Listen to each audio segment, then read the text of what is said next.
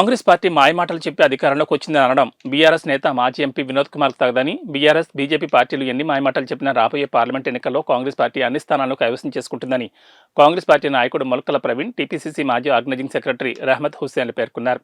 Karimnagar DCC కార్యాలయంలో వారు మీడియాతో మాట్లాడుతూ, మాజీ పార్లమెంట్ సభ్యులు వినోద్ కుమార్ కాంగ్రెస్ పార్టీ అబద్దాలతో అధికారంలోకి వచ్చిందనడం హాస్యాస్పదమని, 10 సంవత్సరాల బీఆర్ఎస్ ప్రభుత్వ హయాంలో 1,62,000 ఉద్యోగాలు భర్తీ చేస్తే కాంగ్రెస్ ప్రభుత్వం ఏర్పడ్డ 2 నెలల కాలంలో 7,094 స్టాఫ్ నర్స్ ఉద్యోగాలు ఇవ్వడం జరిగిందన్నారు.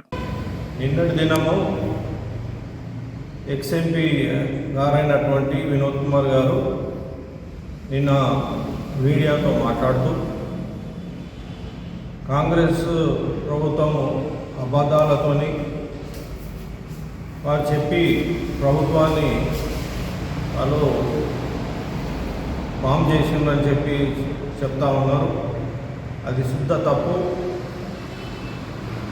ఎందుకంటే బీఆర్ఎస్ ప్రభుత్వంలో, కేసీఆర్ గారి ప్రభుత్వంలో 2014 నుండి 2023 వరకు 9.5 సంవత్సరాల్లో వాళ్ళు ఇచ్చినటువంటి పదవులు, ఉద్యోగాలు 1,61,000 అయితే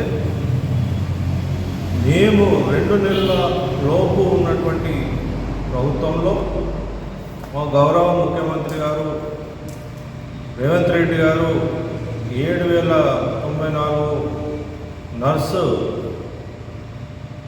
రిక్రూట్మెంట్ మరి చేసినారు.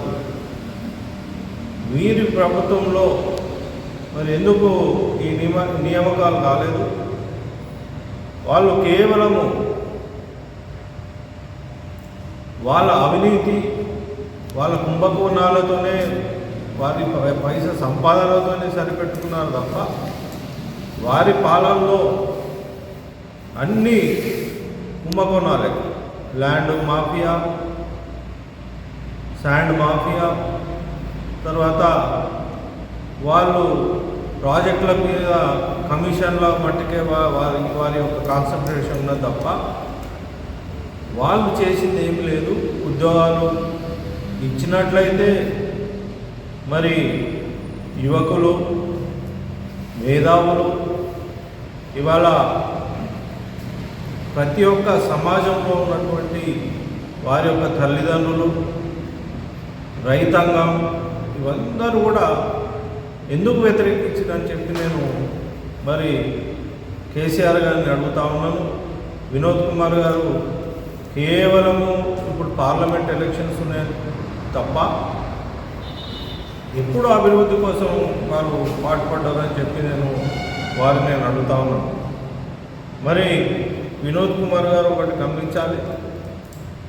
టీఎస్పీఎస్సీ ద్వారా నోటిఫికేషన్ వేయడము, వాటి మీద కేసులు, మళ్ళీ తిరిగి బ్యాక్గ్రౌండ్ ద్వారా కేసులు వేయించడం హైకోర్టులో, వాటి రిజల్ట్లు ఆపడము, మరి ఉద్యోగ నియామకాలు చేయకుండా వారికి చిత్తశుద్ధి ఉండేది ఉంటే ఇవన్నీ సడలింపు చేసుకుంటూ రీసెంట్గా మరి టీఎస్పీఎస్సీ పేపర్ లీకేజీలు కూడా బయటికి రాబడ్డాయి. మరి వారికి ఇవి తెలియకుండానే, ఇవన్నీ ప్రభుత్వంలో ఉన్నటువంటి పెద్దలకు తెలియకుండానే ఇవన్నీ జరుగుతాయా అని చెప్పి నేను అడుగుతా ఉన్నాను. మరి ఇవాళ ఆన్లైన్ల ద్వారా ఎందరో యువకులు ఫీజులు, డబ్బులు ఉండి లేక కోచింగ్లు తీసుకొని వారు ఎంతో శ్రమపడి వారు హైదరాబాద్ నగరంలో వాళ్ళు ఉంటూ కోచింగ్కు పోయి నిరాశకు గురి అవ్వడం జరిగింది.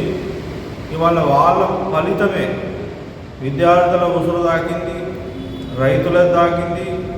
మేమేమో ఇస్తున్నాం అని చెప్తా ఉన్నారు. గిట్టుబాటు ధరలు కూడా సరైన పద్ధతి లేక మరి ఎన్నో ఆత్మహత్యలు చేసుకున్నటువంటి సంఘటనలు మనం రైతుల పట్ల చూశాము. మరి ఏనాడు కూడా వారిని పట్టించుకునే దాఖలాలు లేవు. కానీ కేవలం ఎలక్షన్స్ వచ్చినప్పుడే ఇవన్నీ యాదికి వస్తాయి. మరి మా ప్రభుత్వంలో మా గౌరవ ముఖ్యమంత్రి గారు నిన్న అనౌన్స్ చేయడం జరిగింది.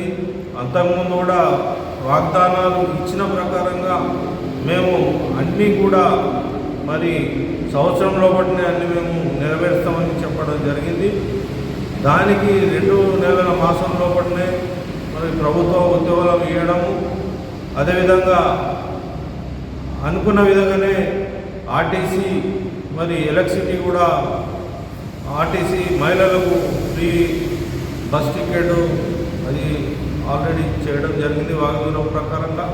మరి రాబోయే ఒక నెల లోపలనే మరి మా ఎలక్ట్రిసిటీ మంత్రి గారు కూడా చెప్పారు,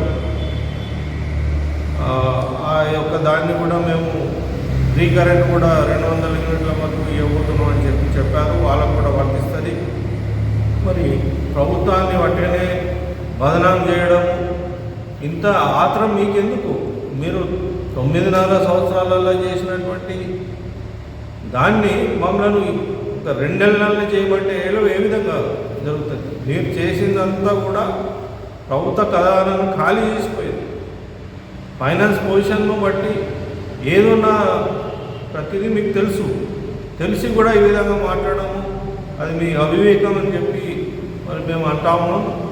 మరి దాన్ని మీరు దృష్టిలో పెట్టుకొని కొంచెం వెయిట్ చేయండి. తప్పకుండా ప్రజల ప్రభుత్వం ఇది, ప్రజలు ఎన్నుకున్న ప్రభుత్వం, ప్రజలు ఓట్లు వేసి మీ అవినీతిని వ్యతిరేకిస్తూ మీ అవినీతిని చేస్తున్నటువంటి దాన్ని బట్టే మరి వారు మిమ్మల్ని త్రోసిపుచ్చడం జరిగింది.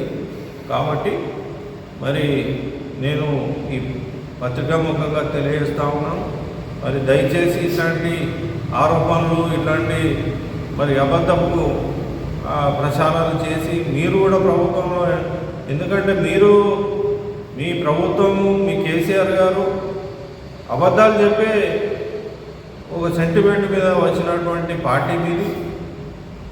అది మా యొక్క శ్రీమతి గౌరవ మన చైర్పర్సన్ అయినటువంటి మా సోనియా గాంధీ గారు అమ్మగారు, ఆమె దయదలంచి విద్యార్థులు సూసైడ్ చేసుకున్నారు ఇంతమంది అని చెప్పి వారు కన్నీళ్లు పెట్టుకొని ఆ యొక్క పార్లమెంట్లో ఆమె ఎంతో వేదనతోని ఇవాళ ఈ రాష్ట్రాన్ని మరి ఆమె అనౌన్స్ చేసి తీసుకొచ్చింది. ఆమె ఇచ్చినటువంటిది అని మీరు మేమే తెచ్చినామని చెప్పుకోవడము అది ప్రజలు గమనించారు. కాబట్టి మళ్ళీ తిరిగి ఈ కాంగ్రెస్ పార్టీకి పట్టం కట్టారని తెలియజేస్తాం.